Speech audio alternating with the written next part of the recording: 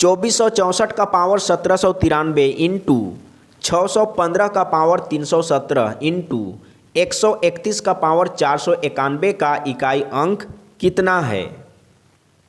यदि इसको सॉल्व करेंगे तो इकाई अंक क्या होगा। Very simple. सबसे पहले 2464 का पावर 1793 इसको सॉल्व करेंगे। कैसे सॉल्व करना है, जैसे 2464 का पावर 1793 है तो 2464 में सिर्फ आपको इकाई अंक को ध्यान देना है। इकाई अंक कितना है, 4 है, यानी 4 का पावर 1793 आपको समझना है। 4 का पावर कितना है, 1793। अब आपको ये समझना है कि 4 का रिपीटेशन कितना होता है। जैसे 4 का पावर 1 तो 4 ही रहेगा, इसका मतलब इकाई के अंक में 4 रहेगा। 4 का पावर 2 तो क्या होगा, 4 चौके 16, यानी इकाई के अंक में 6। इसके बाद 4 का पावर 3 रखेंगे तो क्या होगा, 64, यानी इकाई के अंक में 4। रिपीट कर गया, कितने के बाद रिपीट किया, तो 2 स्टेप के बाद रिपीट किया, यानी 4 का रिपीटेशन क्या है, 2 है। या आप ऐसे भी समझ सकते हैं, रिपीटेशन 2 मालूम हुआ ना, तो पावर को 2 से डिवाइड करेंगे और शेष मालूम करेंगे, पावर को रिड्यूस करते हैं। इससे पहले मैं बता चुका हूं। या दूसरा तरीका, इवन वर्ड भी आप यहां पर समझ सकते हैं। जैसे 4 का पावर क्या है, ओड नंबर, 1 ओड नंबर है। ओड नंबर रहने से इकाई के अंक क्या होंगे, 4 ही होगा। और यदि इवन नंबर रहेगा, जैसे 4 का पावर 2 है तो इकाई का स्थान में क्या है, 6 है। 4 का पावर यदि ओड नंबर है तो इकाई के स्थान में 4 होगा, और यदि इवन नंबर है पावर में तो इकाई का स्थान में 6 होगा। ये आपको समझना है। तो ये आपको क्लियर हो चुका है। तो यहाँ से आपको क्या लेना है, पावर ध्यान देना है। पावर में क्या है, ओड नंबर है तो क्या होगा, ओड नंबर रहने पर 4 होगा इकाई के स्थान में।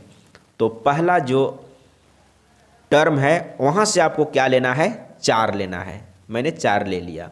इसके बाद यहाँ पर देखिए, ये तो आसान है। 5 का पावर आप कुछ भी देंगे तो इकाई के स्थान में 5 ही होगा।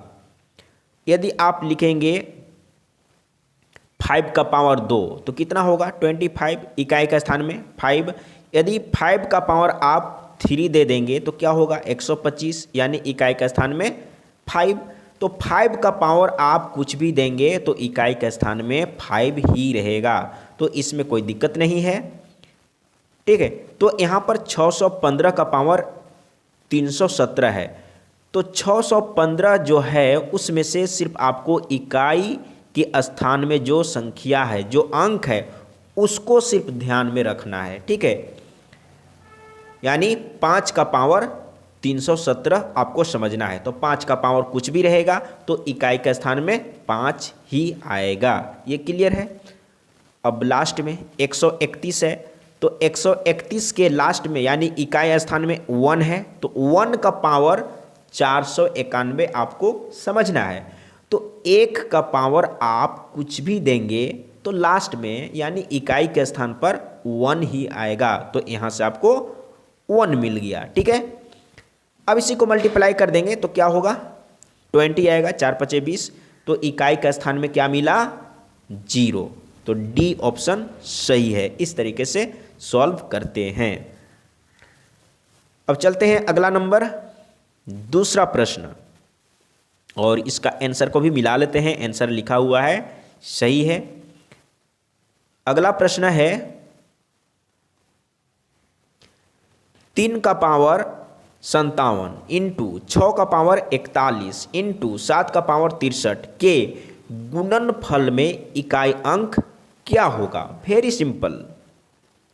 सबसे पहले इसको सॉल्व करते हैं, सिंप्लीफाई करते हैं। 3 का पावर 57, तो 3 का रिपीटेशन आपको मालूम होना चाहिए। मैं पहले बता चुका हूँ, 3 का रिपीटेशन 4 होता है। तो पावर को सबसे पहले इसको सिंप्लीफाई कर रहे हैं तो क्या करना है, पावर को 4 से डिवाइड करना है। 57 है तो 4 से डिवाइड कर लेते हैं। 4 एकम 4, 4 चौके 16, शेष 1 आया। पावर को रिड्यूस करना है। अब क्या करेंगे, 3 का पावर 1 लिखेंगे, जो शेष आया ना उसको लिखेंगे, ठीक है।